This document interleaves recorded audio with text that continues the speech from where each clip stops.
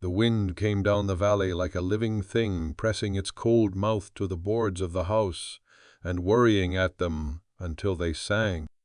Snow moved sideways across the yard, scouring the ground bare in places and piling itself in drifts against the fence post.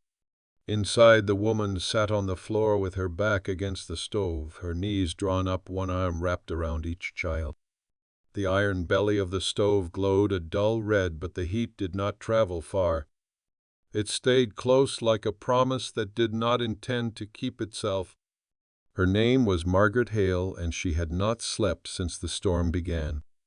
The baby whimpered in her shawl, a thin sound like a bird trapped in a wall. The older boy pressed his face into her shoulder, breathing in the smell of wool and smoke and fear. She rocked without thinking, the motion worn into her bones from months of doing it alone. Outside, something struck the side of the house and fell away. A branch, she thought. Or maybe the loose board by the window finally giving up. She did not rise to check. The roof creaked. Snow slid down its pitch in slow avalanches that thudded against the ground. Margaret closed her eyes and counted breaths the way she had learned to do after Thomas died, and the world became a series of things she had to endure by breaking them into smaller pieces. Breathe in. Breathe out. The storm would pass. All storms did. That was what people said, and sometimes it was even true. The house had been Thomas's idea. A good piece of land. He had set a place where a man could put down roots. He had cut the logs himself, notching them with care, his hands strong and sure. She could still see him standing in the doorway, hat pushed back, smiling as if he already saw children running through the yard. He had not seen the fever coming or the way it hollowed him out in a matter of days. He had not seen her kneeling by the bed, begging a God she no longer trusted to leave him. The wind did not care about any of that. Margaret shifted, easing her legs so the boy could move. Her thighs burned with pins and needles. She had not eaten since morning, and even then it had been only a heel of bread softened in milk. The cow had gone dry weeks ago, the feed running low. Everything was running low. Wood, flour, hope. She had told herself she could make it to spring. She had told herself many things. A crack sounded above her, sharp as a rifle shot. Plaster dust drifted down, stinging her eyes. The boy lifted his head, his face pale in the stove light. "Mama." She pressed her lips to his hair. "It's just the house talking," she said. "Houses do that when the weather turns mean." He nodded, trusting her the way children do, and she felt the weight of that trust settle on her chest. She pulled him closer, her arm tightening, as if her body alone could stand between him and the cold. The baby began to cry in earnest now, the sound thin but insistent. Margaret murmured nonsense words without meaning, the rhythm more important than sense. The door rattled in its frame. Snow blew in through the gaps, melting in dark spots on the floor. Margaret stood then, moving stiffly, keeping the children pressed to her. She wedged a chair beneath the latch, her hands shaking despite herself. The wind found another place to worry at, another weakness. She thought of the road beyond, the trees buried now, of the neighbors a day's walk away if the weather were kind, of the way the sky had looked that morning, heavy and white, as if the world had decided to erase itself. She had been chopping wood when the first flakes fell, her breath already coming hard. She had worked until her hands went numb, until she could no longer feel the axe handle. Now she leaned her forehead against the door, the cold seeping through the wood into her skin. She whispered Thomas's name, not as a prayer but as a habit. Outside, the storm answered with a long, unbroken howl. Night settled without ceremony, the darkness thickened by the storm until the windows became black mirrors. Margaret fed the stove the last of the split wood, laying the pieces in carefully as if order might coax more heat from them. The flames caught and lifted, then sank again, unwilling. She sat back down, drawing the children close, and listened to the wind make its rounds of the house, testing each wall in turn. Hours passed in fragments. The baby slept, then woke, then slept again. The boy drifted in and out, his breath warming her collarbone. Margaret's thoughts wandered where she did not want them to go. She saw Thomas again, this time not strong and laughing, but gaunt, his eyes too bright. She remembered the way his hand had felt in hers at the end, lighter than it should have been. The way the doctor had shaken his head, already halfway gone from the room. "You're a strong woman, Margaret," he had said, as if strength were a thing you could be given with words. A sound cut through her remembering. Not the wind. Something else. A knock, muffled, almost lost in the storm. She froze, every muscle tightening. The knock came again, firmer this time, followed by a voice she could barely hear. "Hello, oh. Anyone there?" Her heart pounded so hard she thought it might wake the children. She did not move.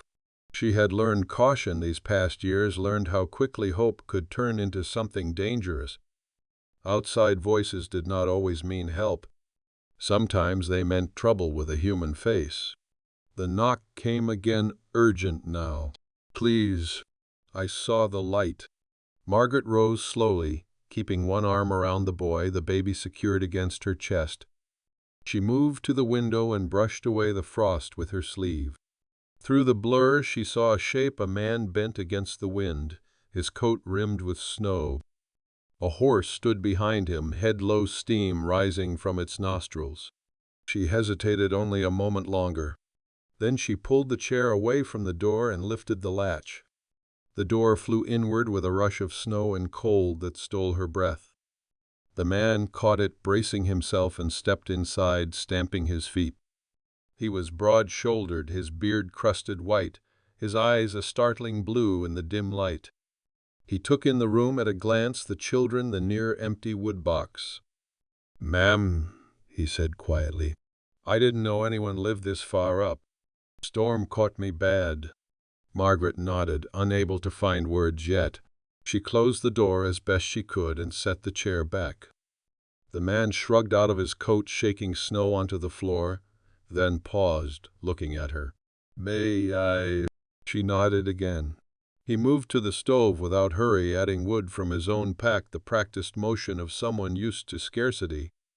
The fire flared, brightening the room. Heat spread, slow but real. "I'm Daniel Reed," he said, holding his hands out to the warmth. "I was heading south. Misjudged the weather." Margaret sank back down, the relief making her dizzy. "Margaret Hale," she said. "Thank you." He glanced at the children. "You got enough food?" She swallowed. "Enough." Daniel did not press her. He opened his pack again and set out bread and a small sack of beans, a tin cup. "We'll share," he said, as if it were already decided. They ate in silence at first, the only sound the wind and the crackle of the stove. The boy watched Daniel with solemn interest. The baby slept, her face finally relaxed. "I'll sleep on the floor," Daniel said when the meal was done. "Storm should break by morning." Margaret nodded. She spread an old blanket near the stove for him, then settled back with the children. As the night wore on, the wind eased its grip, the howling breaking into gusts. Margaret found herself watching the stranger's chest rise and fall, steady and calm. The house felt less empty with another breathing inside it. For the first time in days she slept. If silence spoke loud here, subscribe for the next echo. Morning came in a pale wash, the light seeping through the windows as if unsure of its welcome. The wind had spent itself some time before dawn, leaving behind a world muffled and still. Margaret woke with a start, her neck stiff, the boy's weight heavy against her arm. For a moment she did not know where she was. Then she saw the stove, the extra boots by it, the stranger asleep on the floor, and remembered. Daniel stirred as she shifted, pushing himself up on one elbow. "Morning," he said, his voice rough with sleep. She nodded. The house felt warmer than it had in weeks. She disentangled herself from the children and rose, her legs protesting. Outside, snow lay deep and unbroken, the drifts sculpted into soft curves by the night's violence. The roof had held. The walls still stood.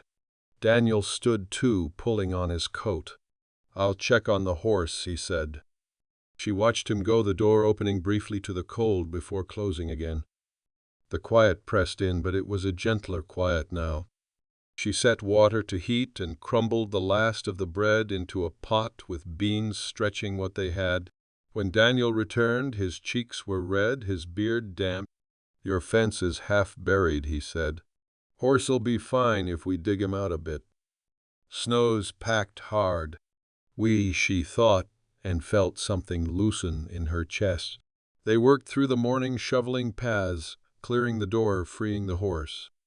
Margaret's arms burned, her breath coming hard, but she did not stop.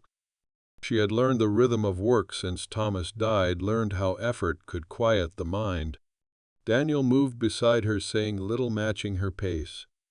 When she faltered, he took over without comment, then handed the shovel back. By midday they sat on the steps, sharing the thin stew. The boy played in the snow nearby, his laughter startling in the white silence. The baby slept in a basket near the door. "You planning to head out soon?" Margaret asked, though she did not know why the thought tightened her throat. Daniel looked at the sky. Roads still buried. "Might be a day or two before it's passable." "If that's all right." She nodded. "Of course." He stayed. They fell into a quiet pattern, mending what the storm had damaged, tending the fire, taking turns with the children. Daniel spoke little of himself at first, but in the evenings, as the light faded and the cold crept back, he began to share pieces.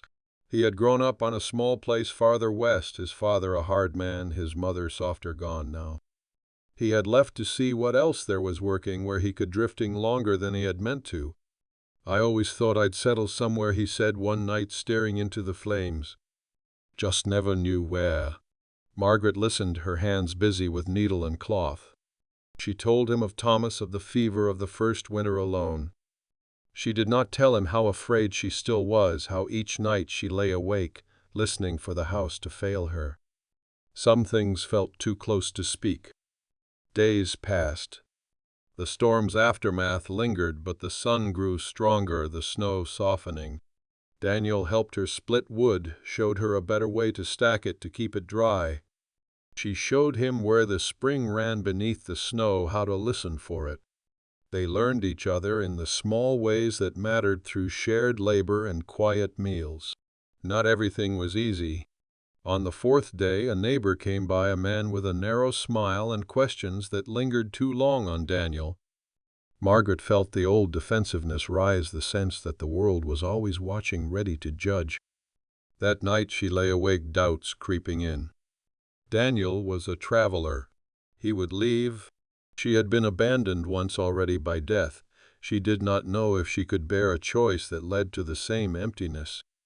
The next morning she was distant, her answers short. Daniel noticed. He did not push, but later, as they repaired a loose board on the north wall, he spoke. "I won't stay where I'm not wanted," he said quietly. "But I don't aim to take advantage either." She set the hammer down, her hands trembling. "I don't know how to trust what comes easy," she said. "Everything I've kept has been hard-won." He nodded, understanding in his eyes. "I don't promise easy, just honest." The road opened a day later. Daniel packed his things, the horse restless. Margaret stood in the doorway, the children at her side. The house felt larger already, the spaces waiting. "I could come back," Daniel said, "if you'd have me." She looked at the snow melting from the eaves, the earth dark beneath. She thought of the nights alone, of the work ahead. She thought of the warmth that had filled the house when he was there. "I'd like that," she said. He smiled, and the future shifted just a little towards something that felt like hope. Spring came late and uncertain, the thaw creeping in fits and starts. Daniel returned when the ground was still half frozen, the horse thinner, his own face weathered. He did not bring promises wrapped in fine words. He brought seed grain, a new axe handle, and the quiet assumption that there was work to be done. Margaret watched him from the doorway as he unloaded the children clinging to her skirts. She felt the old caution stir, but it was weaker now, dulled by months of seeing him do exactly what he said he would. He stayed. He rose before dawn, split wood, helped mend the roof where the storm had cracked it. At night he read to the boy by lamplight, his voice steady, unhurried. Still trouble found them the way it always did. The claim papers Thomas had filed were challenged by a man from the county seat, distant kin with a taste for other people's land. He arrived on a fine horse, boots, polished, his words sharp as tacks. He spoke of boundaries and errors, of how a widow might not be suited to hold such a place alone. Margaret stood stiffly, her hands knotted in her apron, the familiar heat of anger and fear rising together. Daniel did not speak until the man finished. Then he asked to see the papers, his voice calm. He read them carefully, his finger tracing the lines. "There's no mistake here," he said. "This land was granted proper." The man smiled thinly. "We'll see what the court says." That night Margaret could not sleep. The house felt fragile again, the walls too thin. She lay listening to Daniel breathe beside her, a presence she had allowed herself to rely on more than she meant to. What if he left when things grew hard? What if she chose wrong again? In the days that followed, the tension pressed down on them. The children sensed it growing quiet. Margaret pulled away, guarding herself. Daniel noticed the hurt flickering across his face before he hid it. When the summons came, she nearly broke. Court meant money. They did not have time away from the farm when every hour mattered. She sat at the table, the paper trembling in her hands. Daniel knelt beside her, his hand warm over hers. "We'll face it together," he said. Together was a word she had learned to fear, but she nodded. They traveled to town, the road muddy, the air sharp with thaw. The courtroom was small, crowded with men who watched her with open curiosity. Margaret spoke when asked, her voice steady despite the pounding in her ears. Daniel produced the records he had gathered, neighbors he had spoken to willing to testify. The man's arguments thinned, his confidence slipping. When the judge ruled in her favor, the relief was like a physical blow. Margaret sank onto the bench, tears burning her eyes. Daniel squeezed her hand, not looking at her, giving her the dignity of the moment. On the way home, the sky opened wide and blue above them. The land looked different, as if it had accepted them again. Margaret felt something settle into place inside her, a choice made not out of fear but out of will. That evening, as the sun dipped low, Daniel stood with her at the edge of the field they would plant. "I don't have much to offer," he said. "Just work and staying when it would be easier not to." She looked at him, really looked at the lines carved by weather and patience, at the gentleness he showed the children, the respect he gave her strength. "I don't need easy," she said. "I need true." He reached into his pocket and drew out a simple ring, worn thin. It had been his mother's, he told her, saved all these years without knowing why. There was no grand speech. He waited, letting the decision be hers. Margaret slid the ring onto her finger, the metal cool against her skin. The children laughed, sensing joy even if they did not understand it. The house behind them caught the last light smoke rising steady from the chimney. Later, as night settled soft and sure, Margaret lay beside Daniel, listening to the quiet that now felt earned. Outside, frogs sang in the wet fields, a promise of growth.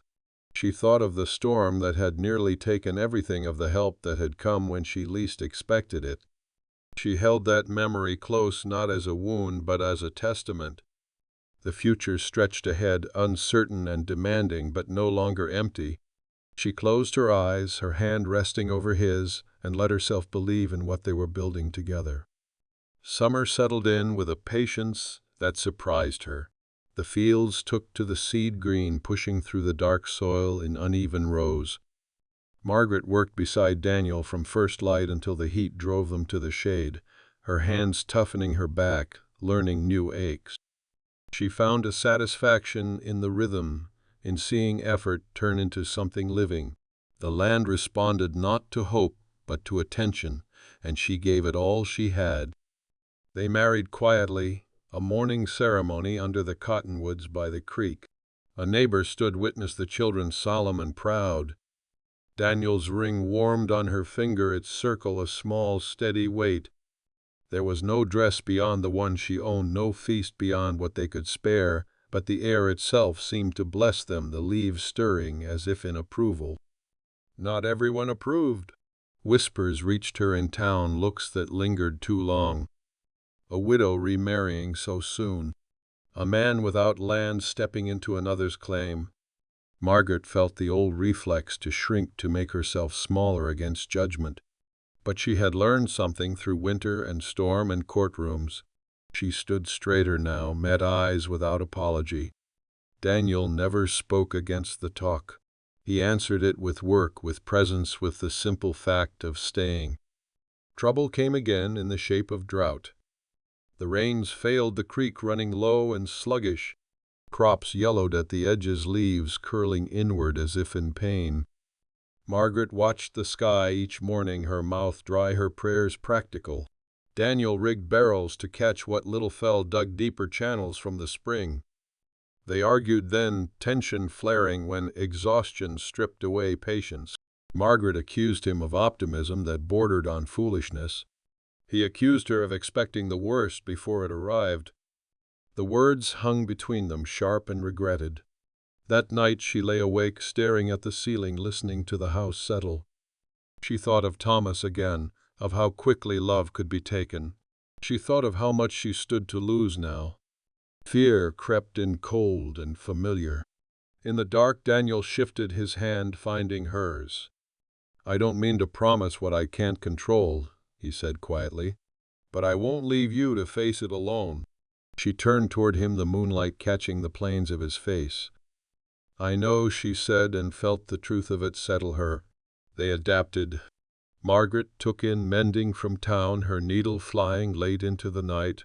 Daniel helped a neighbor raise a barn in exchange for grain. They sold a calf they had hoped to keep. The land gave less than they asked, but enough to keep them standing. When rain finally came, sudden and fierce, it flattened some of the crop, but saved the rest. They stood in the doorway together, letting the cool drops soak them, laughing with relief. Change came quietly after that. Margaret noticed the way her body tired differently, the way food sometimes turned her stomach. She said nothing at first, carrying the knowledge like a fragile thing. When she finally told Daniel, his face went still, then softened into a smile that held awe and fear in equal measure. "We'll manage," he said, though his voice shook. Autumn painted the valley gold and rust. The harvest was modest but honest. They stored what they could, stacked wood high. The house felt fuller now, not just with people but with intention. Margaret moved through it with a sense of belonging she had not known she missed. She caught Daniel sometimes watching her, his expression thoughtful, as if memorizing the sight. One evening, as the first frost silvered the ground, they sat on the porch, wrapped in blankets. The children slept inside the fire banked low. The stars burned bright and near. "I used to think endurance meant holding on until there was nothing left," Margaret said, surprising herself with the words. Daniel waited. "Now I think it means choosing again and again to stay present, even when it hurts." He nodded. "My father used to say, land teaches you who you are, whether you listen or not." She leaned against him, the solid warmth of his shoulder grounding her. The future was still uncertain. Winter would come again. So would loss in some form. She did not pretend otherwise. But there was also this quiet, this earned peace, the knowledge that she was no longer shielding alone. Inside the house held their warmth, the walls steady. Outside the fields rested seeds waiting beneath the soil. Margaret closed her eyes, breathing in the scent of earth and wood smoke, and felt for the first time in a long while that she was exactly where she had chosen to be. Winter returned, but it did not arrive like an enemy this time. It came measured and quiet, frost etching the window panes in delicate veins, snow falling straight down, as if the sky were laying something gently to rest. Margaret felt its approach in her bones, and the way her steps slowed and her breath came shorter. Daniel watched her closely, now taking heavier loads without comment, waking before her to see to the fire. The child came in the deep of night, when the house was wrapped tight in cold and stars. Labor took its time, long hours marked by pain that rose and receded like weather. Margaret gripped the edge of the bed, her jaw set, refusing panic the way she always had. Daniel stayed at her side, steady and present, his voice low, his hand sure. When the baby finally cried, thin and fierce, the sound cut through everything else. Margaret wept then, not from pain but from release. They named the girl Anna, a name that felt solid and kind in her mouth. Margaret held her close, marveling at the warmth of such a small body, at the weight of new life against her chest. Daniel hovered, careful and awed, his rough finger tracing the curve of the baby's cheek. The children watched with solemn fascination, then joy, their laughter filling the corners of the room. The days that followed were slow and inward. Snow sealed them off from the wider world, but the house breathed with its own rhythms. Daniel learned the quiet work of tending a newborn, rocking her in the early hours while Margaret slept. Margaret learned again how to rest without guilt, to accept care without seeing it as weakness. She watched Daniel move through the house, his presence woven into it now, and felt a deep, steady gratitude. When spring came, it came surely. Snow receded, the creek sang again, and green returned to the valley in tentative strokes. Margaret carried Anna outside for the first time, the baby squinting in the light. The land stretched before them, marked by their labor and their persistence. Fence lines stood straight. Fields waited. They planted again, careful and hopeful. Margaret worked as she could, the baby often tied against her, the child's warmth a living reminder of what they had survived. Neighbors stopped by more often now, bringing news-sharing tools. The place no longer felt like an outpost at the edge of endurance, but a small, stubborn center of life. One evening, as the sun sank low and painted the sky in wide bands of gold, Margaret stood at the edge of the field.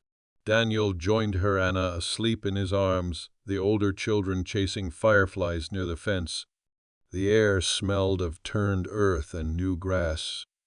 There were still hard days, still moments when fear surfaced, uninvited. Margaret did not pretend otherwise. But fear no longer ruled her. She had learned the shape of storms, both the ones that tore at walls and the ones that lived inside a person. She had learned that endurance was not isolation, and that asking for help did not diminish her strength. She thought of that winter night, the wind howling, the door shaking, the moment she had almost decided she could not go on.